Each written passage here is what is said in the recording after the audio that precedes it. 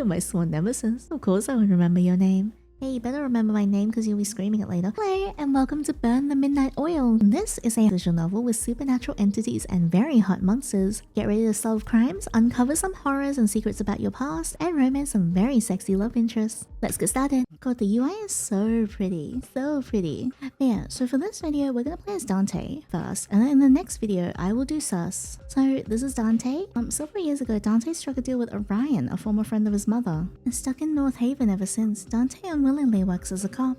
He spends his days and nights chasing criminals, waiting for the day where he'll finally have fulfilled the end of his deal. At last, Orion puts Dante on his final case. There's a suspicious new drug on the market he wants Dante to investigate. But the roots of this problem might be even more dangerous than they thought. I'm so excited. Dante and Circe are so hot. The art is so pretty. Look at it. The rain hits the window in a peaceful, hypnotic pattern. Orion stares outside, thoughts wandering. He has no work left tonight. He is done with moving too, so he could go home. But to what? It's not like being at home is any different from standing around here all night. At the same time, he knows he can't stay.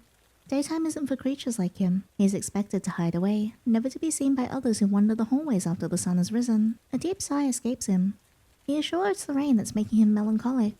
It had rained the day his mentor died too. With a deep frown. Orion feels himself twitch at the sound of someone else inside the room. Only the familiarity with her voice can ease his initial tension. He locks eyes with the woman reflected in the window.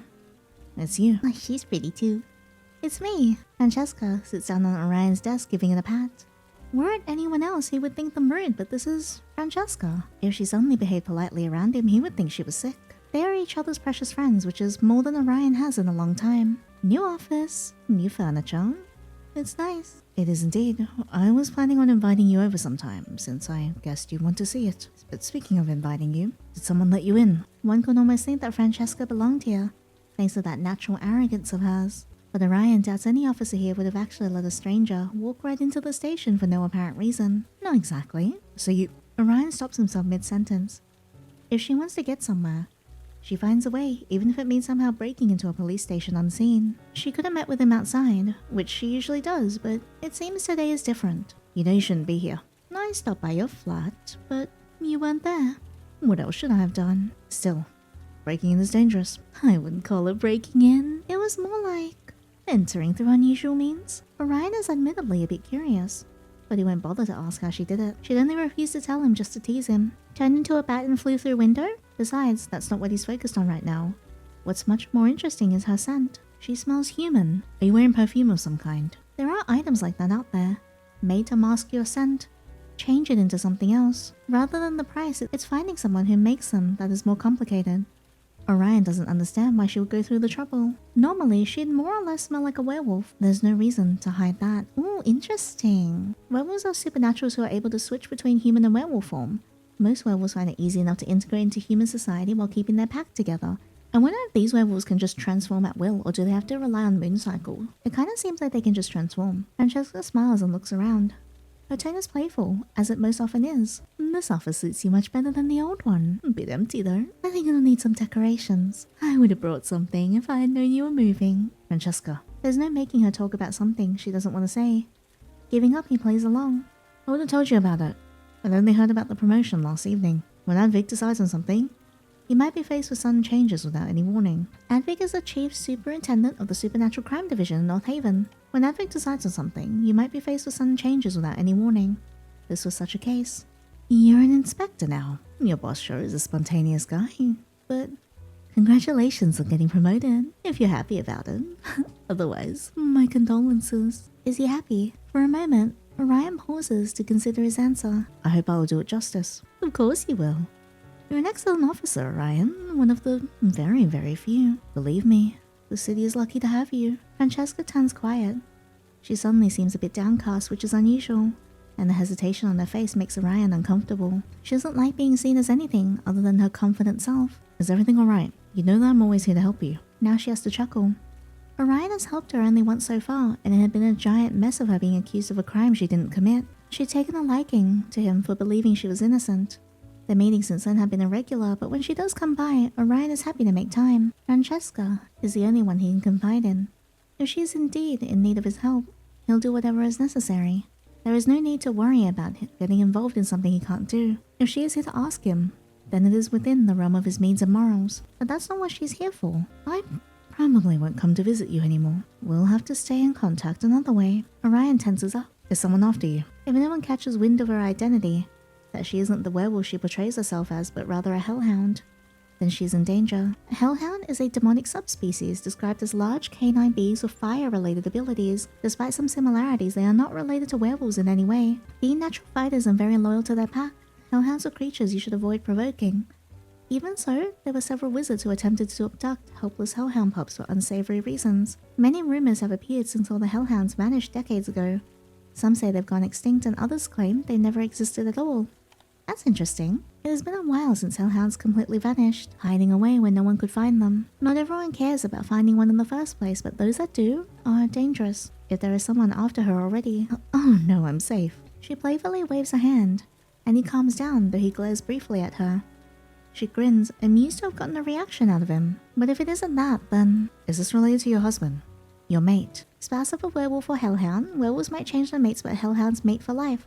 Mate doesn't have to necessarily be from the same species. Yes. She touches her belly. Orion stops himself from rushing over. Oh, I'm pregnant. Congratulations. Thank you. Her voice is warm and filled with love. Orion has never met her husband, but he has seen him from afar, a normal human. The relationship isn't going to be easy, but Francesca always wanted a mate and a child. Her wish is finally being fulfilled. Nothing better go wrong. I swear to God, I'll be so sad. So yes, I will be focused on taking care of him. Make things a bit more complicated. Him. You only know the gender. She didn't mention being pregnant the last time they met, which wasn't that long ago. And her stomach is still flat. She can't be too far along. Not officially, but I have a hunch. Francesca's instincts aren't to be underestimated, so Orion is tempted to believe her. A son. I already thought of a name. Do you want to hear it? Her excitement is infectious. Orion feels himself smile. I'd love to. Dandelion. Or Dante. That one's a bit snappier, don't you think? It's a good name. Did you come up with it together with your husband? He left the full decision to me. We want our boy to have a name that suits a hellhound, and my husband hardly has any idea what those would be. It'll be the only connection he'll have to my side of the family for a long while. Her voice drops again, and she sighs, visibly affected by the ups and downs of her emotions. Orion's eyebrows scrunch together. Although hellhounds and werewolves aren't the same species, they do share various canine characteristics. One of them is their pack, which is of great importance to both. Do you not intend to introduce him to your pack? Is there a reason to hide him? Because he is half human. Hellhounds don't care about that. Francesca closes her eyes and inhales deeply, steadying herself. We will stay here with the humans. My son will grow up as one. No going back to my home. At least not anytime soon. Orion goes through what he knows about hellhounds. It's not a lot. Either unconfirmed rumors he has heard from other supernaturals or tidbits from Francesca. As far as he knows, young hellhounds are still too weak. And worse, too unstable to protect themselves. That makes them easy targets for people who want to catch a hellhound. They'd never be safe out in the open. It'd be more secure for Francesca to take her child and husband into hiding. Join her family in that place that no one knows. A place where a young hellhound can be raised without worry. That sounds like a great risk to take. Will he be safe here? Well, Francesca brushes a hand through her hair. There's only one way or the other. Either we join my family until our son is grown, or we stay here. My husband won't be happy in my home. It's too different. So I decided that we would stay here. A hellhound's mate and child are always equal. Francesca would never make a decision that favored one over the other. And the child, it's not as dangerous as you think, as long as we do it the right way from the start. We will be a human family. My son will be raised as a human. His father will be one, and I will be one too. Orion sniffs the air again. She still smells human. That is likely part of the plan. He hadn't expected the perfumes to be so effective. We will completely escape the attention of anyone supernatural. As long as we do that, there is nothing to fear. Although, it will mean that you are giving up a lot of yourself. That is true. Hardly a big sacrifice to make for the happiness of my loved ones. Oh, I love her already. So the plan is to seem as human as possible. Yes. Don't stand out. Don't attract attention. Be a normal family of humans who have no idea who is living among them. Don't meet with any supernaturals. That includes you. Orion chuckles into the silence that's fallen beyond them. Don't look so guilty. I understand. If you regularly met up with a vampire, people would get suspicious of how you know each other. One of the most common terms of their kind. Contrary to popular belief, vampires aren't solitary creatures, as they tend to be tied to a clan. Most of the clans do avoid fraternizing with other non-humans, however. Also known as too many names to count. You will move away as well, I imagine. Not many people have seen me around, but we won't take the risk. I am also going to do something about my looks so that even if we do run into someone, I won't be recognized. A shame for my beautiful face, don't you think? Your husband is very lucky to have a wife that is willing to do so much for him and your child. Oh, don't flatter me. You'd do the same if you had a family. I would. But it doesn't matter anymore. He accepted that he would never have a family when he allowed himself to be changed. He accepted it before even that. Don't say that. You're immortal. You're too young to talk as if you'll never find love. I'm hardly young. You are. For a vampire. Believe me, there'll be more than enough women who appreciate your mature charm, even as a vampire. I'm not interested in a relationship right now, let alone with a human. Now, I said the same about humans before I met my husband. Now look at me. Fate will decide for you. Francesca falls silent once more. If you can. Yes, considering you're technically immortal, you'll outlive me easily if needed. You call me young, but not yourself. You have several centuries ahead of you. I know. I'm just saying that if needed, and if you're not busy with your own family or anything, could my son come to you for help when he needs it? I'm offended you even think you have to ask. You, your husband, and your son may contact me anytime. I have a bad feeling about Dante's parents. I feel like something bad's gonna happen to them. Francesca puts a hand on her chest, exhaling slowly. That's a relief. The thought of my boy being alone has been nagging me since I knew I was pregnant. Be honest, there really isn't anyone after you. No one. I'm probably just overthinking, but I still wanted to talk to you about it. It was... She doesn't finish her sentence. A hunch. Neither of them want to think about why she feels so worried when there's no need to be. Francesca slips at the table. She brushes off her clothes and smiles at Orion. You're leaving? Yes, it's about time. My husband is waiting with all of our things packed. I'm not sure when or if we'll see each other again, but I will send you letters. They could be traced. I'll get them to you without anyone noticing. That much I can do. You just want to boast about your child, don't you? Maybe. She laughs more, lighthearted now. Well, I guess this is goodbye. Farewell. Orion. Farewell, Francesca. I wish you the best. Thank you. Orion watches her leave. The door falls shut with a sound of finality. For some reason, he has a feeling they will not meet again. A hunch. A hunch can be wrong. He prays. It is. Stay safe, you and your family. The rain starts to come down harder. Orion sighs, turning away from the dreary sight and gets ready to go home. My little boy, my Dante, always remember, I love you. But that is why you can't run free. You have to hold back. You have to keep control. Keep calm. Keep quiet. Don't let go. Don't lose yourself. Don't burn. Don't burn. Don't burn. Don't die, my child. Oh no, I feel like something bad's happened. Wow, the backgrounds are so pretty. Damn it. Oh my god. Hello. Wow, can I date myself? Jesus. Oh, he's so pretty. Inside the empty room, there's no alarm clock to tell the time or wake him up. Despite that, curled up beneath the sheets, Dante opens his eyes just in time to get ready for work. Half human, half hellhound who works in the supernatural crime division. Having struck a deal with his boss and late mother's friend, Orion, Dante is unable to resign for the moment. To protect his real identity, Dante pretends to be a werewolf. The only one who knows the truth is Orion. The air is cool. It's comfortable as long as he stays under the sheets.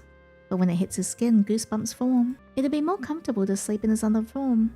It'd be more comfortable to ever be in it at all, but he's not going to risk it. The world won't allow him a slip-up. Hellhounds are easily mistaken for werewolves, as long as they remain in human form. But the moment he lets his animalistic features out, the differences would be far too obvious. Dante prefers not to out himself by accident. He's been sleeping like this since childhood anyway. Sitting up, Dante stretches, easing some of the tension that crept into his muscles while he slept. Dang! I want to see where the trail goes. One of those dreams again. Didn't need to start my night like that. Sluggishly, he drags himself out of bed. Whatever. It's not a dream he's unfamiliar with, but there hasn't been a single time where he's enjoyed waking up to the voice of his mother. But in the end, a dream is only a dream. When the lights in the room turn on, it quickly fades. Dante rubs his eyes blindly, stumbling towards the bathroom for a shower. Getting ready for a job at night is no different from getting ready for a job during the day. Wash up, change clothes, eat breakfast or not. If you ask Dante, it's a waste of time. Should have everything. Damn, even the top is so slutty. There's little Dante has in his room, and even less that he cares to bring to work. He's ready in no time. Hair still damp, he walks towards the door but stops midway. There's footsteps. 2 pairs. I'm gonna wait. He sighs, leaning against the wall right next to the door with closed eyes. The lighter pair of footsteps approaches quickly, stopping right in front of the flat. Only after hearing the knocks does Dante open. He doesn't understand why Alice insists on having him wait, but it seems to make her happy. Orion's human daughter, though she's not supernatural herself, Alice is aware of their existence and her father's identity. She doesn't understand why her parents are trying to keep her from learning more about non-humans. Besides her parents, Alice's favorite person in the world is Dante. She's determined to adopt him into her family. And despite his sometimes rough behavior, she's convinced that Dante loves her as much as she loves him. Dante, good evening. She has no sense of danger, half his size, and still manages to hop high enough to hang off of him. She's so cute. Under any other circumstances, Dante's reaction to having someone jump at him would be to throw them somewhere else, but that's not an option at the moment. Alice. The girl ignores his scolding tone. Clinging to Dante even tighter, awkwardly stabilizing her in his arms, Dante decides to glare at the second person approaching. It's easier than glaring at the kid. Alice's father sees no reason to hurry over. He just tips his head in greeting, perfectly relaxed about letting his little girl cling to a supernatural. Oh, Orion! Oh my god, he's so handsome. Instinct makes Dante want to return the greeting in kind. Out of spite, he doesn't. What are you doing here? And more importantly, what is she doing here? Alice allows herself to be put down. Even though there's a soft growl accompanying Dante's words, she looks mostly unimpressed. I'm not allowed to come. This is no place for a child, he wants to say. The corner of the city is dangerous, you know that. Besides, it's not good for a child to spend so much time with non-humans. But what comes out of Dante's mouth instead is... You are? Curse be those big innocent puppy eyes. Are you mad that I'm here? It's hard for Dante to be. You don't get mad at pups, not really, even if they're not an actual pup. No. So, there's no problem. Still don't explain why you're here. With a chuckle, Alice's father joins the conversation. I just picked her up from her friend's place. She doesn't want to go home before she says hello to everyone at the station. You being the most important. Orion's face is soft when he looks at Alice. Dante doesn't know the Orion from before Alice was born, but he knows enough about vampires to know what she is.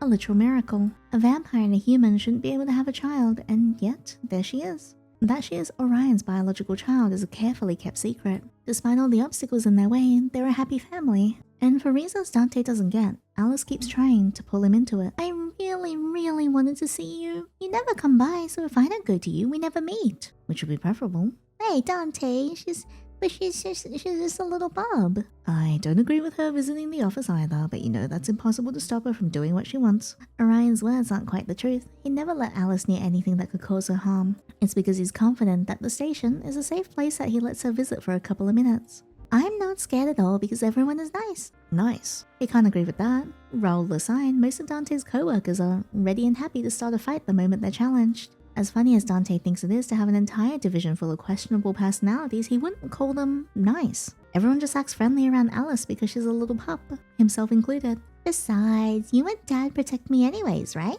I'll always protect you. What the hell was that? Dante? Alice reaches out to grab Dante's hand. He recoils, though his resistance melts away the moment he sees Alice's expression drop. We would. Alice's expression wavers for a moment, but she catches herself quickly. I knew it. Behind Alice, Orion watches them, too amused to intervene. I hate that smile. Are we leaving now? Are we going to stand around and talk forever? Orion's eyes shift away from Dante's. He touches Alice's shoulder, and the little girl hums in a questioning tone. Alice, would you let us speak alone for a moment? Okay. He takes a step past Dante but stops to look at him. Only when Dante waves his hand at her does she turn around. Does she run onward, vanishing around the corner to explore the bedroom. Your room is so boring. There's nothing here. One day, I'll make you decorate it. I'll get you a new lamp and curtains and a bookshelf. Her voice trails off. Dante listens to the sounds for another moment and steps towards the window, then the squeak of it being opened. Knowing that she's successfully distracted and not eavesdropping, Dante and Orion turn towards each other. So, what do you want? Don't think I believe your shitty excuses. It's not why you're here. I am picking her up, and she did want to come here. I didn't lie. But I'll admit it's good to see you in advance. There's a new case. And there's one every day. What? You here because you didn't think I'd be on time? Too bad, I'm awake. It's a task I can only hand to you and Raoul. If he's saying that, he knows Dante won't want the case. He's trying to get all the fuss out of the way without Raoul around. Raoul's hot as hell, by the way. Just because Raoul loves to rile Dante up whenever he tries to evade work. Oh my god, I would let Raoul rile me up. Sounds like it's gonna be a massive bother. I'm not doing it. You have no other choice. I do. You just heard it. I'm not taking. We have a deal, Dante. A damn deal. That's why Dante's a police officer in the first place. There's no way he'd ever work as one otherwise. Just a couple more months and I can finally leave. I can still say no. Even with the deal, I can still say no. But you won't. I could. You won't. Dante, I have a daughter. We can go back and forth for this as long as we want. You'll say yes in the end anyway, so why pretend you won't? Because he doesn't like giving in immediately. And Orion knows it, which is why he appears so amused. Your answer? Ah, screw you, seriously. The old man is decades and decades older than him, but Dante doesn't like the way he's being patronized. Being treated like a child makes bad feelings well up. Tension creeps into his shoulders. Maybe it's because of that, but Orion softens his tone. I really do need you on this case. Dante audibly exhales, refusing to look at Orion any longer. Instead, he turns back towards the interior of his flat. Oh, his jacket's so cool. The outfits are so nice in this. Grabbing his jacket, he calls for Alice. Alice, we're leaving. Coming! When the little girl rushes over, Dante stretches his hand out to her. She takes it, beaming. Don't smirk. Not smirking. I'll let go if you don't stop. I'm stopping, see? I'm completely serious. Right. Dante locks the door behind him. There's nothing inside to steal, but Orion's the one paying for it. So Dante doesn't want to risk any damage. He owes the man enough already. The sun went down a while ago, leaving behind the darkness that Orion as a vampire can freely move in. Man, this place is so pretty, look at it. Ever since Dante started working at the station, nighttime has become his new normal as well. It's an odd feeling. The Supernatural Crimes Division, a secret police division focused on investigating and preventing supernatural crime led by a wizard called Advic. To the public eye, they appear as a special crimes division. He's always been more comfortable wandering around in the dark, but having a regular job is completely different from sleeping and waking whenever he pleases. That said, Alice is a human child, and the yawn slips out of her even if she tries to stifle them. Not wanting anyone to suggest for her to go home without visiting the station, she quickly speaks up. Dante, are you free this weekend? Sunday? Why? I'm gonna bake cookies with Mum, and she said if you want some, you can come over. In the afternoon though, so Dad will be inside his room. Dante doesn't have to look down at Alice to know that she's fidgeting. I'm not scared of hugging me, not scared of holding my hand, but scared to hear rejection. I will give in. I'm not gonna say no. I'll drop by. I'm not gonna promise when though. Really? If I say I'll come, I will. Thank you. You love the cookies. And you can eat dinner with us too. We'll get a lot of meat for you. If I feel like it. Do you think you'll be there for lunch? Mum will want to know. Depends on when I get up. When will you get up? Whenever I wake up. Why do you not have an alarm clock? He indulges her curiosity before he can think to point out that he doesn't even have anything in his flat. Can't stand the ticking. How about a digital one? Waste of electricity. I don't need one. I can sleep whenever. You do have a job. And have I ever overslept? On purpose, yes.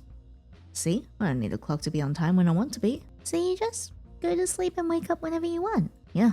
Ah, what a life. I wish I could do that. You can if you practice. Maybe. He's not actually sure humans can do that. So you really have no clock at all. I do have one in a drawer if I need it.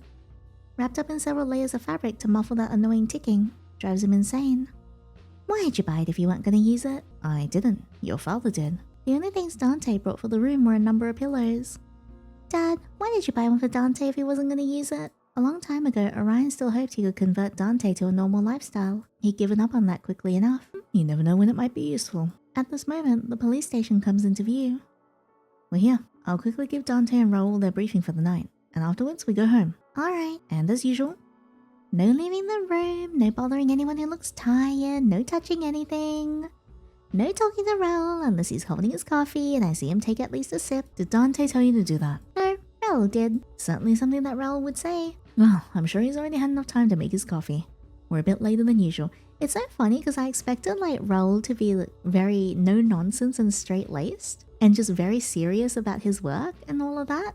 But it seems like he might be a bit of a troublemaker and I actually quite like that. Not my fault. My fault? His stubby legs still need time to grow. But you're saying it's not my fault. As soon as Orion opens the door, he smiles. Ah, there's Raoul. Dante's partner and one of the few humans in the SCD. Thanks to his family's connections and knowledge, Raoul got glimpses into the world of supernaturals very early, and his fascination with it has only grown, ultimately resulting in him joining the SCD. As a human child, Alice has little understanding of how quickly some supernaturals can locate people inside a room. But locating Raoul is easy, even for her. He's in the little corner where the coffee maker is, just like the start of every shift. Oh my god, I bet he's so hot. Wow. Alice runs up to him as he takes a sip from the mug. Oh my god, look at that. Whoa, wow. What size bra does he wear? Raoul, hello. Did you refuel? Is the conversation function working or do I need to wait? Oh my god, he's so pretty. I want him so bad. Look at him, he's so cute. Oh my god, that strap is doing wonders. God, man needs a bra. Raoul pats her head, a bit of fondness creeping into his eyes. It's enough. Good evening to you as well. He then turns towards Orion. Good evening, sir. And to Dante. Hello. Dang, hey. What? No good evening for me? No, I want you to have one. Oh my god, he's so hot. Do you just see how quickly I can ruin your evening? Man, guys, you guys are fighting, but pretty soon you're gonna be bang-a-langing in the future. Do the both of you want to have a bad night? I already told Dante, but I have a task for you. Raoul takes a big gulp from his mug. Evening ruined. Thank you very much, sir. Alice watches the adult to worry. Is there a problem, Dad? It's just work as usual. Go say hello to the others, I won't be long. Fine. Oh my god, so hot. Raoul sighs, leading the way to his desk. He takes the chair, side-eyeing Dante as he sits next to a neat stack of paperwork. Don't sit on my desk. Would you rather I lie down on it? Raoul looks like he's about to throw something but holds himself back. If you like the table that much, should we get a leash for that collar of yours and chain you to it? Kinky? I'm all up for games, but maybe not in public. I don't know about you, but I don't need observers. Doesn't turn me on. He watches Raoul process the last bit of conversation, the words seeping much too slowly into his caffeine-deprived brain. Sir, permission to stab him. Denied. Shame. Castration might help calm him down. You started it, with a child in the room even. Raoul closes his eyes. If he has some sort of mantra to keep calm, now is when he's using it. He turns to Orion, ignoring Dante completely. If that's the case, it might have been better to not bring Alice along. She looks worried. Orion joins them at the desk. I wish she was worried. Because of me and Dante, she has far too little fear of supernatural. I guess it's a positive that she accepted having a vampire father this quickly. The two of you want to talk about children do when I'm not around. Give us a terribly important briefing already. It is rare for you to give us a briefing directly, sir. Did something happen today? Last night, actually. You two were gone already, and I was doing a final round of patrols before heading home. Orion leaves for a moment, then returns, folder in hand. He taps on it as he talks. It was mostly quiet, but I ran to a fight in front of Mirage. Nothing unusual at first glance. A popular club for supernaturals in North Haven, owned by the werewolf Alfred Chadwick. Humans of the know are also allowed inside. But one of the men was unusually aggressive. It was almost impossible to get them off each other. Just when I was about to resort to harsher methods, one of them, Orion, stops. The way he's hesitating is unusual. He usually knows what to say. He changed. Mutated, you could call it. That's a bad sign. Did you arrest him? He died. What? It escalated that far? Did you accidentally break his neck? No, he died on the spot. From 1 second to the next, he simply fell over and stopped moving. Raoul inhales deeply. Dante has heard him curse often enough, but this time, the man only glances at Alice's direction. His hands move, forming a curse in sign language. Dante knows it well enough to recognize that by now. So does Orion. Don't curse in front of her. Not even in signs. I'm not. Raoul quietly puts his hands away. Did you get hurt? Doesn't smell like blood. Shh, be quiet, Dante. I didn't ask you. As Dante already confirmed, no, nothing that didn't heal immediately. The problem is that we've never seen anything like this happen before. His body was in an abnormal state. Pathology. On it, but no updates yet. He didn't tell us what it looks like. We're gonna investigate this why exactly. Do you think there's more mutants around? We do. I heard mutters of people saying that this isn't the first time they saw that happening to someone. There has to be a cause. So, what are we looking for in people? Visually, I mean. Even a smell, if you have one. I'd love to tell you, but it's hard to explain. There was no unusual smell to speak of, and the other changes were... You know what I'm talking about when you see it. Great. Nothing has happened since yesterday, but anything that might catch the attention of humans has to be solved as soon as possible. There's not just one, but several government institutions related to keeping humans oblivious to the existence of supernaturals. A rampaging mutant would make that considerably harder. That is to say, if they don't solve this case as quickly as possible, it might put human eyes on their backs and then... No way in hell I'm gonna deal with Abraxas running around here. Ooh, captain of the SSF North Haven branch, the lone vampire on his team. His agents respect him as a leader, but his loyalty to the SSF has made him unpopular with the local supernaturals. Rumor has it that Abraxas once lived as an aristocrat, and he still owns a mansion somewhere on the outskirts of North Haven. He has declined to comment. Abraxas is hot as hell too. So take care of it before he catches wind of the issue. I need you two to check all the clubs around Mirage. Talk to anyone suspicious. Watch anyone who stands out. You know your work. Orion places a folder on the table. Raoul immediately pulls it over to himself and skims its contents, but it's so thin that he's done in no time. So why do we have to take this shitty case? Reason number one, you might have to talk to humans, and Raoul is one of the few people in the night shift who passes as a decent police officer. Are you trying to say I don't look reliable in human eyes? You know exactly what I'm trying to say. Admittedly, Dante looks more like a thug than an officer. Raoul is very helpful when it comes to convincing humans that his badge isn't fake. I'll take care of it as usual, sir. Don't worry. Number two, I want you to keep an ear out for any new substances on the street. In case it's related, Zeno might know something, and you're the only one he'll speak to, Dante. A self-taught wizard who designs drugs for the North Haven cartel. His formulas are responsible for the cartel's sudden increase in popularity, as they have greatly reduced the number of side effects of supernatural drugs. Zeno is surprisingly well liked by many supernaturals, thanks to his work and cheerful personality. However, he is just as disliked by anyone trying to catch him, as Zeno is exceptionally good at escaping people's grasp over and over again. Oh, I'm so excited to meet Zeno. He is so hot too. So Raoul goes to question people and I hunt down Zeno. You're not getting out of the boring task, Dante. Raoul is your partner, so don't even think about going off on your own. He's there to keep an eye on you. Sometimes I feel like a dog trainer. Don't bite, Dante. Be good, Dante. No barking, Dante. And Dante growls at that statement, but it sounds hollow. So even Raoul recognizes it as no threat. Zeno isn't as difficult to handle as you pretend, old man. You can tell that every single officer has given up on detaining him. He's an overgrown kid, hard to catch, but he's not dangerous. Maybe that's why you two get along so well. I'm not. It's time for dinner. I'll take Alice home and come back later. You can handle everything, Raoul. Leave it to me. Thank you. Stop. Are we leaving? Messing with me. I don't need Raoul to watch over me. I think you do. I'll see you two later. Look at him smirk. Bye-bye. See you again soon. No cursing in front of the kid, right? Growing up with Orion made her weird. You could just say you like her. Raoul finishes his coffee and puts a mug on the table. He stands up, smoothing out the creases of his shirt. Do you need to do anything else here? Otherwise, I suggest we go. There's a lot to check out. There's nothing more annoying than blindly asking people for information. You won't be asking people. I will. Oh my god. The coat and the gloves. Ugh. Raoul grabs his coat and shrugs it on, his voice dripping with sarcasm. You're there to look scary and ensure that no one tries to mess with the weak human. Humans aren't exactly common in their division. For a very simple reason. They're helpless compared to what they're up against. Raoul is the only human officer on Orion's team. At first, Dante thought that a human would be a liability, but Raoul has proven himself to be a valuable member. It's not just about interacting with other humans. Raoul has a completely different view on things compared to most supernaturals, and while Dante often finds it irritating, it does have its advantages. I know he's good at what he does, but the supernatural department is a completely different beast from the standard human one.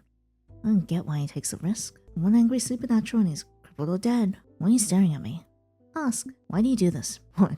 Interact with you. We're supernaturals. Working as an officer here, do you have no self-preservation at all? I don't. Not that Dante's one to talk. You worried about my health? Forget it. I'm just gonna get you really drunk sometime and ask again. That'll be less bothersome. If you're worried about others attacking me, just make sure they don't. That's a valid point. He still thinks it'd be better if Raoul worked in a place with more survivable dangers. Now come, the night is short. You think? Because I'm feeling like it's gonna be a very long night. Oh my god, I hope we run into Abraxas, and then we get to argue with him, and then we get to punch him in the mouth with our mouth and make out with him. We taking your car? No, I'm gonna park near the Golden Cat. Let's walk. A pub frequented by supernaturals. Its name is based on the original owner's cat. Both Circe and Dante frequent the Golden Cat after work. Your choice. They walk for a short time before Raoul speaks up again. Do you mind if I ask you a question? Yeah. Yes. A question for a question. You mean at the station? You didn't even answer. Then you can ask another question after you answer mine. That is fine. Dante tilts his hand to show his agreement. Why is it that Orion treats you like a child? I know he's older, but you and I are around the same age, and he doesn't treat me like that. Why is it that Orion is so worried about you? You're more than able to take care of yourself, but he's treating you like a child who shouldn't run around on his own. We just re-established that officers aren't allowed to work alone. Not that stops Dante from trying sometimes. Of course not, but with how much he stresses that I have to keep an eye on you, wouldn't it be better if I wasn't a human? I can't stop you even if you do start a fight. Werewolf is above my weight class. Raoul being a human is actually the point, not that Dante can explain that. Other than Orion, there is no one who knows that Dante is anything other than a werewolf. The only reason Orion knows is that Dante's mother told him. But Raoul doesn't have a reason to know.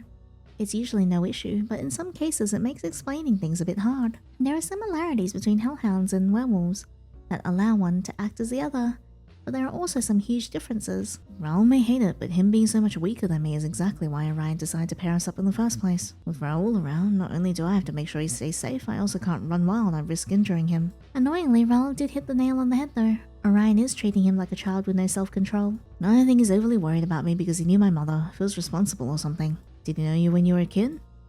That is not an easy question to answer for several reasons. No. It's complicated, I see. Raoul just nods to himself and stops talking. It's something Dante appreciates, not that he'd ever say that out loud. My turn. Same as before. Why'd you end up working here, and how? Division doesn't take in many humans. I believe Orion was looking to add a human to the division even before I'd applied. When we had an interview, it sounded like it. Probably also helped that I was able to use my family name. Previous connections with supernaturals do make it easier for you to get hired. There's that too, you're rich and you obviously have connections. So why spend every night on the beat for barely anything? It's not a bad workplace. Everyone's polite and Orion's a good superior. Seriously? You haven't even worked another job yet, have you? He hasn't, so it's true that he can't compare Orion to someone else. If he puts us on the case, he believes that we're the right people for it. Aren't you the slightest bit proud of that? No, that's a shame. You should be. Why? It's just using me. Raoul was partnered with Dante as soon as he joined the force, but they know little about each other. It's hard to ask about someone else when you're unwilling to talk. Not that Dante isn't curious. And I've got the chance right now anyway. Where'd you work before joining our division? Another question. I'll let you on. Other police stations. For humans. And you switch over to supernatural cases on purpose? You don't stop, do you? It bothers me. It makes no sense. I wouldn't answer and it'll annoy me the whole night. It isn't as interesting as you think. I like working with supernaturals. None of you care about who I am, which is a blessing. Let me get this straight. People were sucking up to you because you're rich with an influential family.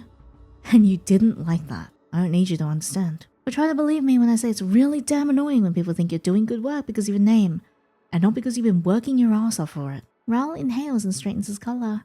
Sounds like there are many stories he could tell about his previous job. I prefer to be judged for my own abilities, not those of my parents and siblings. Alright, that's something I can get. You can. Sounds nice to have people do your bidding without needing to work for it, but if you do work, you should get the recognition and no one else. Dante shrugs, sliding his hands inside his pocket. Still think you're stupid for putting yourself in danger though. I guess I can be rather stubborn. I've survived so far. Yes, because I make sure no one mauls you to death. We've established before, that's why you're my partner, you're doing a good job. Continue to make sure I don't die. I'm not your babysitter. Bodyguard might be the more appropriate word. Raul's mouth twitches into a little smile that he's quick to hide. No, I doubt anyone could convince you to wear a suit, or anything formal at all. Raul's eyes move over Dante, which is a bit of a shame. I'll have to reject your job offer. I'm stuck at the station for another while. We're certainly stuck for tonight at least. The first place of interest is over there. Let's get this over with. Ooh, this place looks cool. Their first stop was indeed just the start of a long, long night. Many follow before the end is in sight. Choke the next person here wants to waste our time. As expected or maybe feared, no one knows anything. Not only does it take forever to make them talk, they also end up revealing that they haven't noticed anything other than a couple more bodies than usual. The relationships between the different groups of supernaturals are complicated, meaning that the corpse won't immediately cause others to react. With how close the place is to the slums, no one has the energy to care for strangers. I knew this would be a hassle. This is the last place. Get it together. Raul steps up to Dante's side. Over the years, he's learned to recognize most of Dante's body language, including the signs of his rising annoyance. Another thing that Dante would never say out loud is that Raul helps. The way that he riles Dante up is completely different. Somehow it doesn't make him want to tear at anyone's throat. No, it just makes me want to maybe kiss Raul's throat. But as much as his presence is a comforting one, it can't undo the strain on Dante's nerves. Maybe Dante should relax a bit and then let Raul show him another kind of strain. It's tempting to mix in with the crowd. There's alcohol here and loud music. People who want your company for a night. Who couldn't care less who you were. Even those with good senses would have trouble locating anyone in here, let alone Raul. If Dante walks off, he'd be rid of him, and in this case, within a minute, a break. Just for tonight, and tomorrow is another day. And maybe another break. Dante. Raul grabs Dante's wrist. It's a light hold. How are you always so quick to realize when I feel like leaving? I could just shake him off. No, I'll stay. Couldn't but won't. He'd be easy prey for anyone in here. Raul stands up. He's human. He's wearing clothes that don't belong here and he's handsome. He is handsome. Without anyone at his side, he might just get swept away. With the wrong person, there are too many of those got their hands on him, he'd never be seen again. Dante would be a pretty shitty bodyguard if he let that happen. Not to mention an even shittier policeman, though he cares less about that. I'm not gonna put him into danger. Dante leans back a bit and Raul's grip immediately lessens. Yeah, I know what we're here for. Dante turns away from the crowd. Raul sighs quietly, as exhausted as Dante feels. We'll be out of here sooner if you resist vanishing into the crowd for 2 minutes. You think I'd have left for only 2 minutes? Do you think you could have left for longer knowing I'd be wandering around the club alone? No. Because Dante is still somewhat convinced that Raul is severely underestimating the dangers of supernaturals most of the time. Just like Alice. That's what having supernaturals like Orion around you does. Warps your perception. Where to? Raul's professionalism returns instantly. He glances around.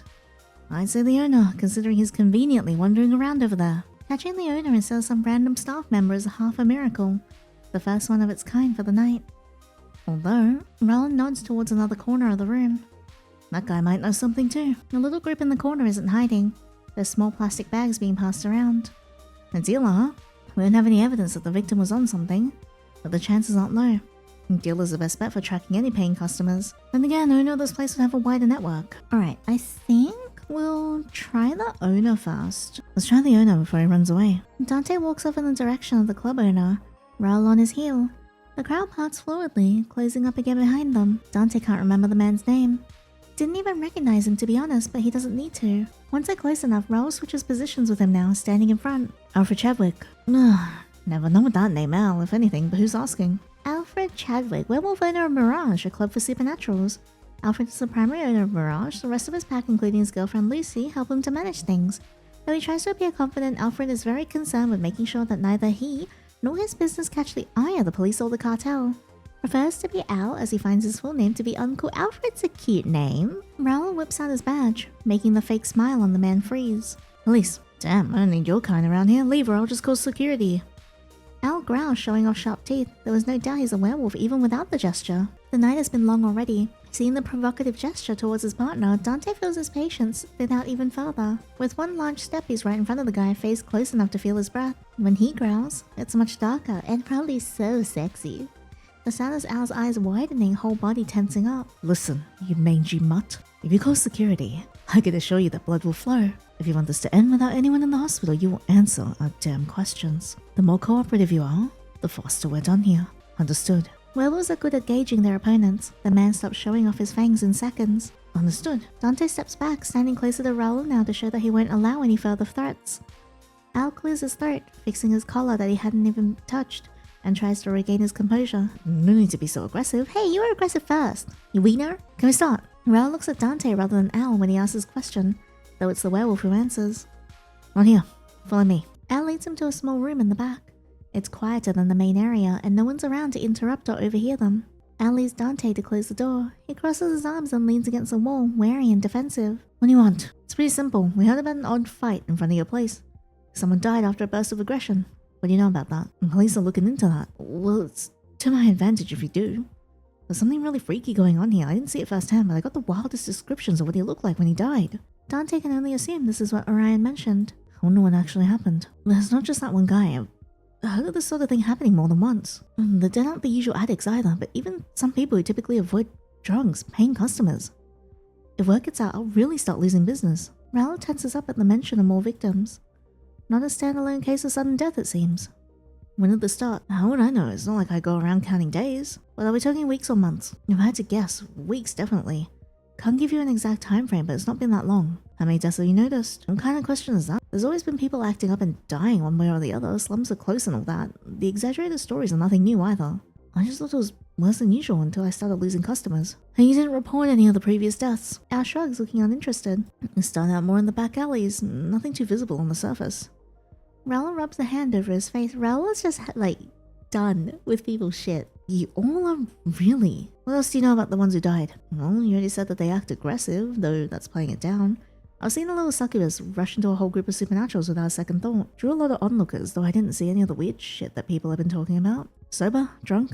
On something? What exactly do you think I spend my whole night doing? I'd say if you're noticing whether people are dying, or customers or not, then you're also noticing whether they're buying something off menu. Didn't know about the details, but at least the succubus did like to party with a bit of something extra in her blood. And not a single one was the type to get that aggressive. What happened to the corpses? What happens to any corpse around here? If the police don't get to it in time, there's always someone happy to take a body along. I seriously don't know anything else, I swear. Your word's useless. Look, I don't want police around here. You leave me alone, I leave you alone. That's how it's always been, right? We'll leave you alone once you told us everything. I have. So I won't have to come back here after finding out something else. Al hesitates, eyes wondering. I did say everything I know about the dead guys, which is basically nothing. If you want something else, there's an odd guy in a hood who's been seen nearby. A stranger. A stranger indeed. Freaking strange, that guy. How'd you describe him? Tall, like emotions with his hands showing a size way above his head. Tall. Wears some odd dress, oriental or whatever. Hood over his head. Everyone who sees him says the same thing. He's scary, intimidating. Made them freeze up and want to hide even when he was just passing by. Dante, do you know who he's talking about? His eyes just went wide. Did he talk to anyone? Not a single word. It sounds like a supernatural. What kind? No one knows. There's no scent on him, none. He appears out of nowhere without a sound and just vanishes just as quickly. Are you sure that the ones running into him just don't have a bad nose? If it was one person, sure, but I've already heard of a dozen different people who have seen him. All kinds of supernaturals too. Raoul turns to Dante. Don't vampires have no smell? They do have one, it's just very subtle. Not to mention that the smells of your environment stick to you. It's weird to say that someone smells like nothing. Suspicious, right? There's stuff that changes your scent, but no one would go for nothing. Smelling like nothing stands out worse than anything else would. Not that you know, human. You don't need a dog's nose to understand that. You, a dog? Al gapes and looks over to Dante, as if fully expecting a fellow werewolf to take offense at being compared to a dog. Little does he know that a hellhound doesn't appreciate being compared to a werewolf either. You look like one to me too. Honestly, you do look like a dog. One little growl and you tuck in your tail and lower your head like an obedient mutt. Al wants to get angry. He really wants to get angry. But Dante smirks, showing his teeth, and it's written on his face that he knows what Dante wants. A fight. No, not one that Al is going to win. Gritting his teeth, Al turns his head away. Is that enough for you to leave? Anything else I can tell you is just random stuff. People having affairs, magic experiments failing, cartel doing cartel stuff. Colluding organization of several drug lords, and so the cartel is. North Haven Cartel caters primarily to supernaturals, with very few of their products reaching human hands. Since they started working with Xeno, their products have caused significantly less side effects, earning them less negative reputation even outside North Haven. There's not much known about the current leader. The museum burned down or something, I don't know. SSF was sniffing around for that last one. The tall grumpy vampire with the white hair has been snooping. Raxus. That might be interesting to hear more about. Dante tilts his head, tempted to ask more about it, but Raoul shakes his head. Something for later then. One last question, then we're done. Get out. Have you seen Zeno around lately? That has Al getting defensive again. What are you asking about him for? Suddenly it involves his business and now he's climbing up, huh? We need to talk to him too. Don't know him. No idea. But you know he's a him, and you're asking why we're looking around for him? You don't look like you don't know him. Dante interrupts Raoul with a shake of his hand. He's not gonna say anything if you ask him like that. We're not out to get him or mess with your sales, we just want to talk to him, then we'll leave him be. Sounds like bullshit to me, you're cops. Even cops have given up on catching him. We just want to ask him about any new drugs on the market. You say that, but fine. I do know who he is. Hard not to around here, but I wouldn't know where he is. He's here and there, wherever he pleases. Small fry like me couldn't keep an eye on him. Can't help you. That's very much in line with how Zeno behaves. Both Dante and Raoul know that. Alright, thank you for your help. Are you leaving now? Yes, finally. Let me escort you out. This is the most motivated Al has been this entire conversation. Dante and Raoul do get escorted out, but the way the door slams shut behind them makes it clear that they're not welcome back. Well, I should have punched him just once. Wouldn't have helped. I meant for the fun of it. It's worrying that there are many more victims than we expected. Orion was right to think something was wrong. Well, we checked all the clubs and the other places in the area that make sense. But we haven't really encountered anyone unusually aggressive or dead, and we can't do anything else at the moment. I'd suggest you see if you can find Zeno. He's not going to reveal himself if I'm with you, so meet me at the Golden Cat when you're done.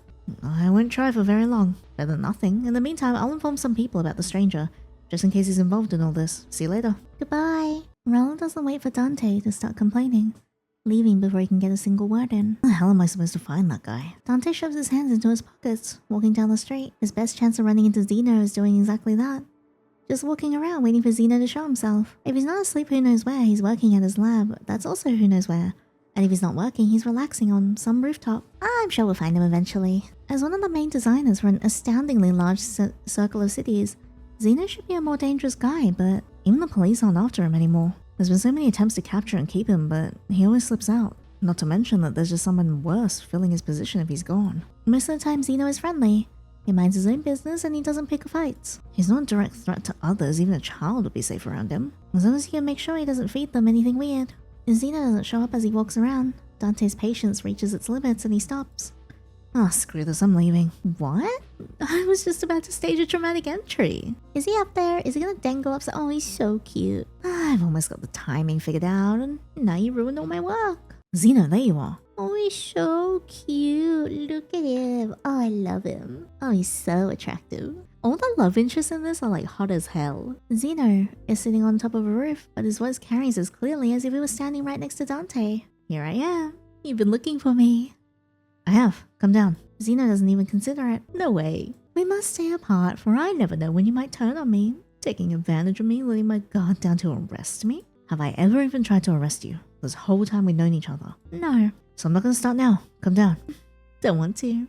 I feel like our current distance is fitting. Something about the distance between our hearts. Oh my god, his teeth are so cute. Are you ever gonna stop talking nonsense? Zeno grabs his chest in a dramatic gesture. A cop and a criminal can't be friends. You being down there and I up here is a representation of that. Get it? But we are friends. I thought we were friends. It's embarrassing to say out loud, but Dante thinks it makes sense to call Zeno a friend. They meet irregularly, but Zeno always stops to chat when he sees Dante. Even the occasional chases are nothing more than a game. For reasons Dante doesn't understand, Zeno loves running away from him. Though Dante enjoys chasing, so it does work out. Zeno's expression momentarily shifts from surprise to something else. He looks like he didn't expect that response, but is happy about it nonetheless. Like a giddy child, he starts bobbing up and down. Aww, I guess we are. Great, now that we've established that. That's quite tragic though. Even as friends, we can't openly spend time together. My superior officer at work knows that I know you. A relationship doomed from the beginning. Stop wandering off into your own world. And then again, relationships that develop despite the unavoidable obstacles between you can be especially sweet. For a long second, Dante allows himself to just close his eyes and inhale. What's he smell like? Zeno. Yes? Get your ass down here or I'm coming up. Zeno claps his hands together. A small colourful dust cloud appears, likely remnants of whatever he last worked on. You come all the way up just to have a chat with me. Like Sherlock and Lupin. True freedom lies in breaking the chains of societal expectations. We are two people who can't be together, can't be apart. We don't care what the world thinks. Oh, what the hell are you saying? I need a damn beer. If you make me climb up to you, I'm gonna break one of your bones for every second you've wasted. Up on the roof, Zeno cocks his head. You're so serious today. He gets up and steps off the edge without a second thought. Oh, look at him. He's so cute. Zeno's body appears from above, hanging upside down, bouncing slightly as he stops right there in front of Dante. Well, he's bouncing slightly now, but later he's gonna be bouncing vigorously on me, if you know what I mean. Hey, look. I've been getting the hang of a new trick. It takes some practice and all the blood runs to your head, but it works. Oh, he's so cute. Without comment, Dante grabs Zeno by the waist and turns him around midair. Wow, manhandling him already. Zeno squeaks like a toy but doesn't struggle. I could snap him in half by accident. Yeah, I bet you'd like that, wouldn't you, Dante? Finding himself the right way up. Why do I feel like Zeno might also like that? The wizard stops hovering and places his feet on the ground. Wizards are a subspecies of human, born with the ability to use their life force as magic. Their substantial life force grants them double, sometimes even triple, the life expectancy of normal humans. They are immune to most human diseases. Although it varies from one wizard to another, no wizard has an unlimited life force. When a wizard has exerted their supply, they must take time to rest and recover. Otherwise, they may experience magic sickness. Magic sickness is curable in the early stages, but if the wizard continues to ignore the warning signs, they risk never being able to use magic again. In the absolute worst cases, it can lead to death. Throughout history, wizards have formed several societies, ranging from smaller covens to larger communities. Interesting. What's wrong? Usually you play along for a bit. I'm not falling for the sad puppy facade. Not today. Zeno seems like a brat. Twice today when Alice already got me earlier. Still working, I have to talk to you. No time for games? No time or energy. Zeno circles Dante once and makes a doubtful sound. You look more like you have too much energy. You could use some calming down. Want something? I've got some stuff with me. Not right now. Alright. But if you change your mind, I've got a personal stash. I'll give you only the best. Just shout in the street or something. I'll find you. Probably. Sit on the rooftop and howl? You're a werewolf, aren't you? I'm sure you howl very nicely. Oh, I do. Do you want to see in a more private setting? I'll remember to call you by howling in the future. But about the thing I'm here for. I'm all ears. Actually, I'm working on a spell that gives you a flying ear.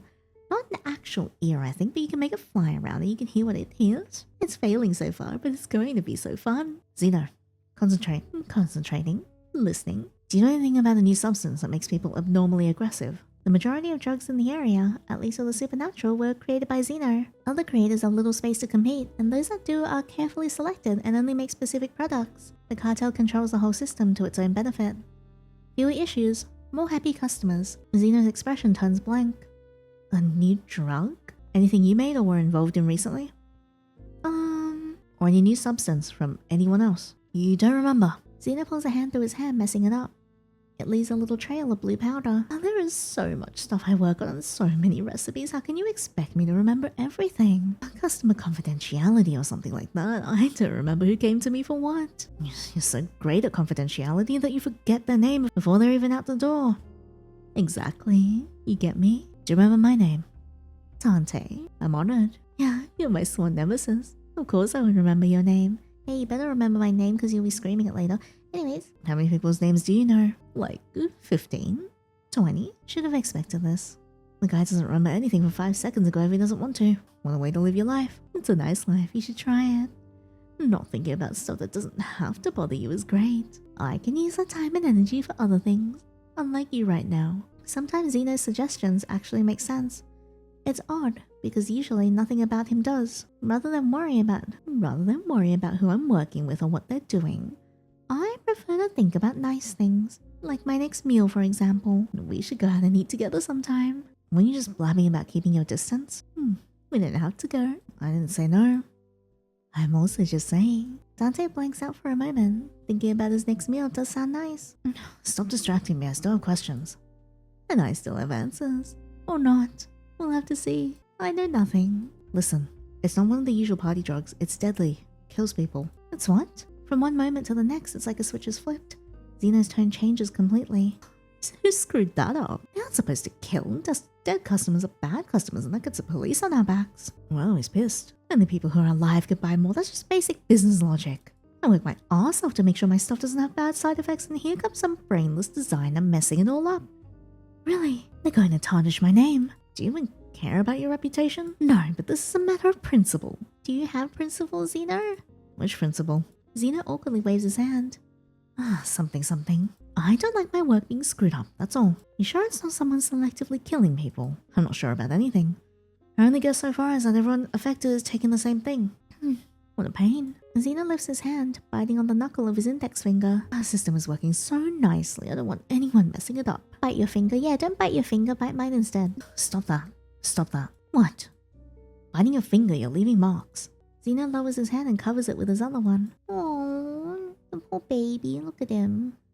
We should hold his hand. Does the thought of someone interfering with his work stress him out that much? Zeno takes several steps back, increasing the distance between them. He waves at Dante, his smile the same as before. Doesn't matter what it is. You're gonna find out who's messing with my customers, right? Have no choice. Then I'll do the same. I'm sure we can fix the problem together. Dante, see you again soon. Next time, let's have something to show for this case. Goodbye. Zeno does a little hop that lands him in midair again, quickly taking him up to another roof where he vanishes out of sight. You say that, but you're not gonna remember, are you? Can't tell if he's a genius or an idiot. At least he managed to find Zeno and hear what he has to say. But I'd like something more useful. This whole night has been a waste. It doesn't help his mood. Dante rubs his hands over his face. Whatever. Did my work. Raoul should be waiting for me. Time to finish up for today. It takes a moment for Dante to find his way, but soon he's walking down another alley to get to the bar. Is it time to see Abraxas? With the night ending, people are starting to return home, if they have one. Tired yawns, drunk ramblings, and happy hollering can be heard, though Dante takes the quieter streets on purpose to avoid them. It always helps, but only so much. Even the back alleys have other people in them. Dante quickens his pace, listening to smite himself for any surly remarks or angry slurred muttering. He'd never been the type to ignore rowdy drunks. They didn't ignore him either, which had been a blessing at heart. At least, until Orion caught on. It wasn't really losing control if some idiot on the street swung at him fast. The fights were always an easy way to burn off his restlessness, but when he first started working as a cop, Orion had hardly left his side at night. He used to drag Dante away from the busier streets, repeating over and over, like a broken record, a very annoying one for Dante to just ignore them. And he's right. Drunks don't make for challenging fights anyway. They're a waste of his time. He's good at it by now, ignoring them, not jumping at every chance. That doesn't mean he doesn't want to fight. Damn vampire. I should see if he'll fight me again soon. Orion is not to be underestimated as an enemy, which is why Dante has been trying to rile him up since day one. He only managed to bait him once by bringing up Alice. Dante hadn't liked what happened after that. Oh, the end result was positive. Orion had agreed he needed an outlet, so they started sparring here and there. Not as half as often as Dante would like, but better than nothing. I'm going insane. Everything tonight is just messing with me on purpose. And then we run into Abraxas. Freaking work, freaking case no one cares about except for Orion and some higher-ups I've never even seen before. It's right when he has that thought that someone stumbles into Dante's path. Watch where you're freaking walking. Dante flares up. The alcohol stench coming off the man is so bad that it itches in his nose. The man jolts, swaying from left to right, muttering something under his breath, but as he raises his head, the murmur grows louder. It's incomprehensible nonsense. Half syllables that are connected in no particular order. More sounds than words. They tumble over each other as the man's face distorts, veins bulging out and eyes wide open. Oh no. He screams, a bestial cry, then raises a fist, swinging it towards Dante wildly. Bastard, you picking a fight? Right now? Dante tries not to focus on the delight buried under the anger of his words. He catches the fist. It's surprisingly heavy for a man with such a thin build and throws a punch back. Oof, it connects, hard enough that he can hear a crack. He expects the man to either back off, surprised by the resistance, or just keep swinging. What he doesn't expect is how the man turns. Not at all reacting to whatever just broke. He bares his teeth, getting ready to bite right into Dante's hand. Dante pulls back his right hand, using the other to grab the man by the hair and swing him up against the wall. But there's a dull thud and the man slumps down. Ah, shit. Come on, seriously? Dante groans. The man is not strictly human. Under the alcohol and the sense of other supernaturals, he smells like a wizard. Sadly, him being a wizard doesn't exactly fix his human frailty, and as Dante strains his ears, he can't hear him breathing anymore. Shit. The desire to ignore the situation is strong. If he's just killed a man, then that's going to become a giant mess. The guilt doesn't quite settle in. There's too many other emotions taking up all the space. But he knows that Orion wouldn't leave, neither would Raoul. He's neither of them, but he wouldn't be able to look them in the eye if he doesn't take care of this. Dante kneels in front of the body, quickly checking the man's situation. The impact against the wall was not bad enough to kill a person. The punch before that was worse, and even that appeared to have only broken the man's nose, doing no further damage. I think he's gonna turn. No, the man shouldn't be dead, but here he is. Oh, what the hell? Throws a punch at me first and has the audacity to die in front of me, son of a bitch. Wait, Dante squints at the corpse. Aggression followed by sudden death. No way, could it be? Dante reaches out to touch the man when... Uh-oh. Dante whips his head around, staring down the street. Seconds pass, but what he first thought was the sound of a single isolated step doesn't return. This night can't get any weirder. He sighs, returning to face the corpse. He doesn't get to focus on it. This time, it's not an unknown sound, it's a voice, almost right next to his ear. Wasting no time, Dante throws himself in the opposite direction, scrambling to his feet and distancing himself from whoever has managed to approach him without even audibly breathing. There was no smell to warn him of the stranger's presence. They smell like nothing. Is he hot? He might be hot. Hello. They're just suddenly there. looking at the dead person and then turning their attention towards Dante. He knows the stranger is looking at him without seeing their eyes. Ice seeps through his veins, an almost physical sensation as it steals his breath away. When the hooded figure straightens, their clothes rustle, but that's the only sound around them. This person is tall. Wears some odd dress, oriental or whatever, hood over his head. I mean, this is Iridus, isn't it? What, the last love interest that can be pursued by Dante? Everyone has seen him says the same thing. He's scary, intimidating, made them freeze up and want to hide when he was just passing by. The guy that club owner talked about. The man is as tall as described, and his clothes are indeed just as odd. Considering the circumstances, he's definitely someone that needs to be interrogated, but terrifying. He's terrifying. Al's description sounded like an exaggeration. Unexpectedly, he was right. The sheer presence of the man makes even Dante want to hide away, but at the same time, how fascinating. I've never met anyone like this. He doesn't like to bow down, not even when he's as intimidated as he is right now. The different sides of him pull in opposite directions, ultimately rendering him completely motionless. Fight until the hierarchy is established. There is no surrender. A Hellhound does not lower their head to someone who does not earn the submission. Submit, because a fight is not necessary. The person being creature is far above him. It's stupid to not understand this, and accepting another's strength is not shameful. His human side, quiet till now, chimes in. When you see someone scary, isn't it better to run? Are we running? But he's so sexy and scary. It is I, Scaroused. What do you know about this one state? The hooded man talks, interrupting his thoughts. His voice sends shivers down Dante's spine. It's not a request, it's an order. He has to answer. He doesn't try to fight this, at least there's no reason to. I don't know them. Dante's voice is shaking.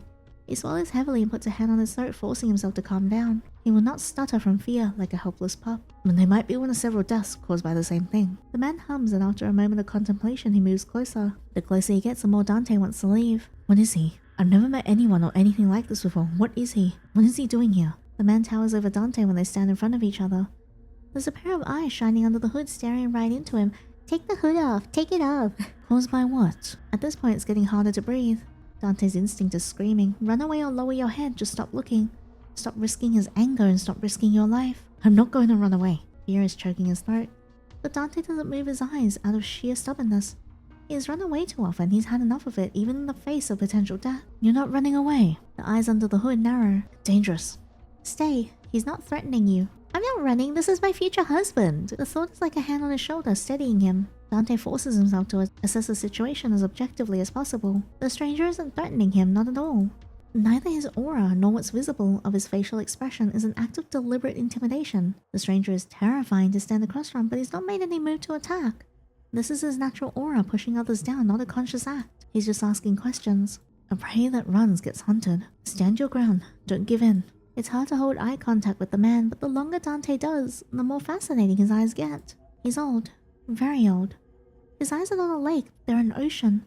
Calm right now, but the waves can build up high. There's no desire inside them and no threat. No desire inside them yet. Bends over. What about now? All the man is doing is looking down at the curious thing he's encountered, giving it his attention for a mere few seconds. Breathless seconds pass. Then the man leans back again and the pressure vanishes enough for Dante to inhale. Little things like you usually run away when I get close. You're not. How quirky. Who are you calling quirky? Continue on with your night, young Hellhound. Don't forget to breathe. With that, the hooded man's attention span appears empty. He turns his head up to the sky, pausing for a second. And then he walks off, odd clothes rustling softly with each step. Wait, I want to see his beautiful face. By the time Dante manages to snap out of it, he's gone. Who was that? Someone like him would stand out everywhere. How is it that this whole city's not talking about him yet? Not to mention, he knew what I was. It's impossible to tell the difference between that werewolf and Hellhound by scent alone. Did my reaction give it away? What else? When the fear is gone, there's nothing but awe left. That man is someone even the most powerful supernaturals in North Haven would bow to. The thought is almost pleasing. Power struggles are common within supernatural communities. There's always someone planning to overthrow the current boss. If that man stepped in, Dante can't imagine that much would stand in his way. He'd be a desirable leader. Hellhounds don't have alphas. Not like werewolves have. Not like that. But the strongest among them, the most cunning, the most intelligent, they're still the ones that everyone turns to when the situation grows dire. The stranger would be the kind of leader to give you security. A horror to outsiders, but the ideal protector for everyone inside a pack. It's not a thought that he decides to spend more time on. He's not a Hellhound, that I'm sure of. Useless to wonder what someone could bring to the species when it's not even a possibility. The man is gone, and it's best not to think about him. If he does, Think too much about him, he might just try and follow you. Dante shakes his head. Back to work. There's still a corpse on the ground. Pushing away all the stray thoughts, he approaches the body. Dante checks the man from head to toe one more time. The distraction helps. Looking at him now, Dante finally understands what Orion meant about knowing a victim if he saw one. The skin of the corpse has developed thin cracks in the short time since he's collapsed. It feels hard, as if the whole body's surface has hardened. Well, at least it looks like this wasn't my fault. That's something. The cracks have the slightest discoloration, but that's about it. He can still move the corpse's joints, so whatever happened is mostly superficial. What the organs look like he couldn't say. I've seen people's insides before, but I don't exactly have an interest in them. That's a job for pathology. I'll have to get someone from the station to fetch the body. Sadly, he doesn't have a phone. They're giant brick-shaped things, unwieldy and inconvenient to carry around. Raoul keeps one on him, but he's not here. He does in theory have a pager. But that's exactly where it is. On his desk back at the station. Oh, Dante! He just really hates that thing. Contacting the station is what he has Raoul for, right? Still, there's no way he's gonna carry a corpse on his back. He has to inform someone. Time to wake some people up. There's enough houses around.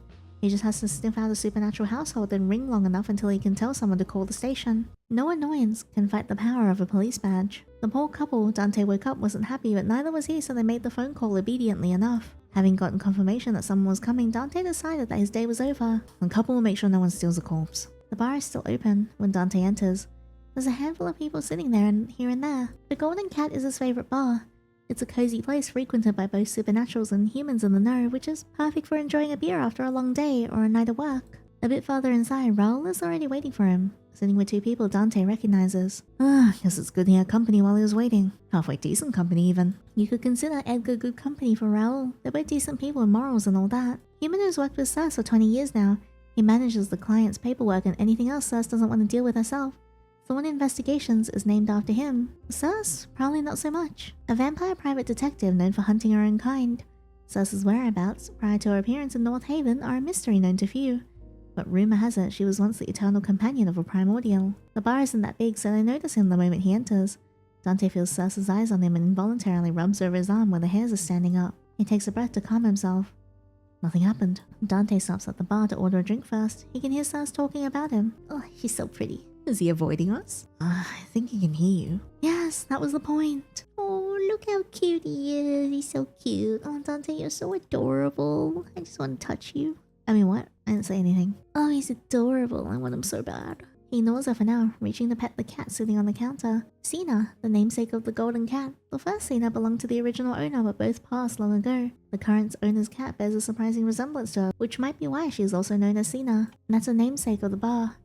Probably the only cat that doesn't care about being petted, even when the one doing it is a supernatural. Cena purrs as he strokes her fur, leaning into the touch. She's warm, small and weak. Hey, like me. Complete opposite of the man just now. A rough tongue licks the tip of his finger. Cena experimentally gives it a bite to see if it's not something edible, and turns away in distaste when it's not. Bold kitty. Not even worried I might hurt you, huh? Oh, look at it. He scratches her ear. But in a classic cat-like manner, the animal suddenly decides she's had enough and jumps off the counter. As she vanishes somewhere beneath the table as the bartender returns. Here's your beer? Thanks. Beer in hand, Dante finally joins the group waiting for him. He takes a seat next to Raoul, pretending he doesn't notice Circe's unblinking stare. Circe and Edgar are a vampire and a human, who run a private investigation agency. Together, Dante would find their partnership weird if he didn't know Orion and his wife. We still make two abnormal pairs, two weak humans working with two dangerous supernaturals. I can tell exactly why Raoul and Edgar can connect with each other. Edgar and Raoul have a friendly enough relationship to chat whenever they run into each other at the Golden Cat. As a result, Dante and Circe have also started running into each other. But Circe is as nice as she always is, which means she's not. She jumps at the chance to tease him. Did you forget to brush your hair this morning? Or did you run into trouble on your way here? If anyone's picking on you, you can always let me know. I don't like animal abuse. He'd comment on that, but he has an easier retort, thanks to having heard about Abraxas being around. Just run into Abraxas. Seen him recently? Circe doesn't even try to hide her disdain. Not really. Gotcha. Out he and his agents were snooping around that museum that exploded, interviewing potential witnesses. Guess they'll be wandering all around the city till that's sorted, keeping an eye on things. Abraxas is so hot. I can't wait to play Circe's route so I can, bang-a-lang him. If you haven't run into him yet, I'm sure you will. A lot. Having gotten the reaction he wanted from her, Dante's focus shifts to what she might actually know. There's always something interesting happening when the SSF gets involved. The SSF? Or Supernatural Secrecy Force is not like the police. It's an international security and intelligence agency, tasked with ensuring the existence of supernaturals doesn't come to light. Abraxas is the captain of the SSF's North Haven branch. Dante doesn't care too much about them. They don't get involved with police unless there's a problem, so they never bothered him. Even when Abraxas does visit the station, it's got nothing to do with Dante. That doesn't mean he doesn't find their work interesting. It's entertainment at least. Heard anything about that though? Circe just shrugs. Her disinterest would be believable if she didn't rattle off the next couple of sentences so quickly, making it obvious she's trying to change the subject. Not sure what you're asking me for. I haven't got a clue what they're up to, and speaking from experience, it's best if it stays that way. Actually, why do you even care? Aren't the SSF and the police supposed to stay out of each other's business as much as they can? Unless it's related to whatever the two of you are working on. Raoul wouldn't tell us anything, but maybe you will. Raoul takes a sip of his beer, the same way he sips from his coffee when Dante is talking nonsense. Hi, Raoul, I missed you. You didn't give me the chance to say anything. As if you would have told me even if I did. Circe stares Dante down. He holds back the urge to comment that if she had shared a story of her own, he'd be more inclined to talk. Well, since you asked so nicely, no. You suck. I don't. That's your job. I mean, honestly, if she doesn't want that job, I want it. I'll suck. Abraxas. Or Raoul. Or honestly, even Dante himself, Jesus. Next to them, Edgar fidgets nervously, then interrupts them carefully. Okay, well, you two look busy and we're in desperate need of a drink. We'll leave you two to it. But, come on, Circe. You bothered them enough for tonight. Dare you? I'm perfectly lovely and pleasant to be around. Raoul offers a wave, looking faintly relieved when Edgar gets up. Good to see you, Edgar. Yeah, cheers. Circe allows herself to get dragged away to another corner of the bar, where Dante and Raoul watch them for a moment until Raoul glances at him. Can she hear us from over there? Dante shrugs, making himself comfortable in his seat. Look at this slutty little crop top. Oh my god, I want him. This close? Yeah, but she's not that curious about it. Especially not when she's already distracted talking to Edgar and the bartender. If you say so. Before you get into what happened, you ran to Abraxas. Nah, just wanted to mess with her. But they did mention the SSF at the Mirage, so it's better if he's not on this case. Now give me a summary of what happened. Found Zeno. Says he doesn't remember anything useful. Ran to the hooded figure Al mentioned who might actually be involved. I found a corpse, so I woke up some random people to call the station. Raoul stares at Dante for a solid 10 seconds. Dante stares back, silent. You know what? I take it back. Tell me every single thing you remember happening in order. You serious? I didn't think your summary would be that bad. Maybe your instructions just suck. It was a summary. Could you just be helpful for once? I'd like to finish up for tonight. So would I. Long version then. Partway through his retelling, Raoul starts to frown. Now he's tapping the table, eyes closed in thought. Dante waits, letting him sort out whatever is going on in his head. Do I get another drink while he's thinking? Done. Before we talk more about this, I have 2 questions for you. So many questions today. That is sadly part of our job. Number 1, putting aside whether Zeno is actually involved and putting aside whatever the relationship the two of you have, do you believe him when he says he doesn't remember anything about the new drug? Yes. He looked honestly confused when he said he didn't recall hearing about it, and upset when he heard that people were dying. From what I know of him, he does forget things easily. The first 3 times we met, he couldn't even remember my face. I don't think he would have lied if he did remember. It wouldn't be to his advantage to admit it. The thing is, he doesn't care about advantages and disadvantages. Zeno's been prattling about all kinds of illegal stuff to me since we met. Plus, why would he be killing off his clientele? He doesn't think it's an issue. Raoul nods. Second question. 1. Accepting my word without complaining. I just want to hear your opinion, nothing else. Doesn't mean I agree or disagree. That mysterious stranger you ran into. Would you say he's on our side or not? As in, does he want the unknown substance gone? Or to take it for himself? Or is he just curious? For the record, I'm going to continue calling it a drug because it's easier than talking about an unknown cause. Does seem most likely for now though, too many addicts involved. That man, he's not involved at all. I don't think he's involved. I think he's just like chilling, honestly. I have my doubts that he's related to this in any way. I know you didn't mean it seriously, but I do think he could be checking out of curiosity. Is that something you supernaturals do? Poke your nose in the dangerous stuff for fun? Is that something you do, Raoul? The long-lived one, yes. The longer you live, the more power you have, the easier you get bored. Could be fair to assume he wanted a distraction from his daily life. I didn't meet him, so I'll take your thoughts into account for now. What do you think? I think that we should avoid a stranger who might be dangerous. Unless we have a decent reason to assume that he's part of this situation. I haven't ever seen you worry about another supernatural strength. This is the first time. I don't think we want to run into him again. Dante both agrees and disagrees with that.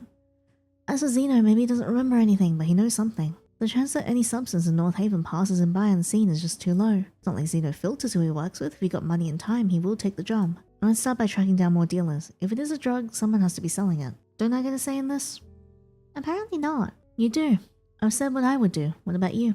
How do you think we should approach this? You reached the end of the demo. Thank you for playing. That was so cool. Oh my god, I love the world building so far. You know me, such a massive sucker for world building and such a massive sucker for so many of these hot people, Jesus. Look at Abraxas. Look at him down here. Look how hot he is. Jesus Christ. And also look at Raoul. And also Zia, everyone is just hot. I'm so excited. I'm so keen to play Circe's route tomorrow so we can meet all three of these as well and go through her route. I think it's gonna be so fun. But no, this was amazing. I love this. I'm a big fan of things with very strong world building, and this is definitely setting itself up to be something like that. I also adore mystery games as well, so having a mystery plot and also tying it in with like a darker romance slash like supernatural elements is something that makes me very happy as well. I'm actually very curious in regards to Eurydice's deal. He doesn't seem like he is, you know, causing the actual incident, nor does he really seem like he's bent on stopping it. It seems like he's just curiously exploring. It also, based on the way that he dresses, because it's quite different, you know, the other people here, because it was like pointed out that it was Oriental. He's probably not from around here, so he's just visiting at the moment and chilling and having a look around, and yeah, it really just seems like he's almost sightseeing and just curious.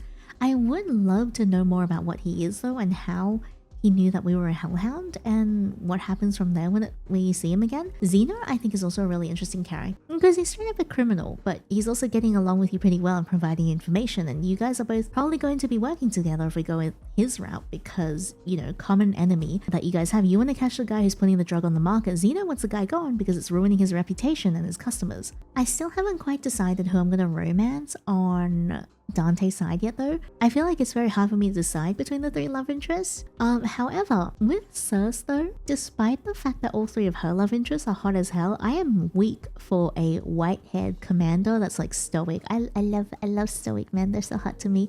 But yeah, so I can't wait to play her route. By the way, Burn the Midnight Oil is coming to Kickstarter, so if you click this little button in the corner here, if you are in the game, it will take you to the Kickstarter page, and also if you click this button up in the top left here, it'll take you to the Steam page where you can wishlist them on Steam.